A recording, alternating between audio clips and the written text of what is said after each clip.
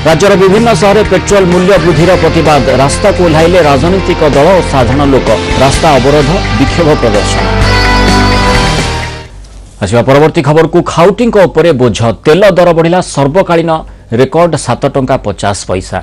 गतकाली मध्यरात्रि दर वृद्धि पर आज सारा राज्य में देखा मिलता तीव्र प्रतिक्रिया।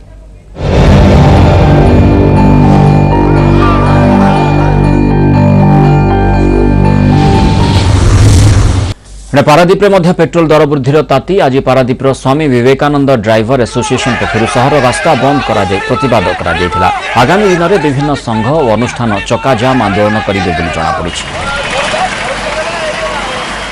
ये जो दर बढ़े 7 टंका 50 पैसा आपको जदि न कमाती तेबे पारादीप नुह सारा ओडिशा रे यार प्रतिवाद करा जिवो एवं व्यक्तिगत भाव में स्वामी विवेकानंद ड्राइवर एसोसिएशन सभापति हिसाब से मुझे आगे आम जातीय राजपथ को ओह्लैबू एवं पारादीप अख बंद और चक बंद डाकरा देवु। आम सका उठिले संध्या पर्यंत यही गाड़ी उपर निर्भर कर गाड़ी रे पेट्रोल पकई था जहाँफल आम ये रेट बढ़िया फल आम बहुत असुविधार सम्मुखीन हबू।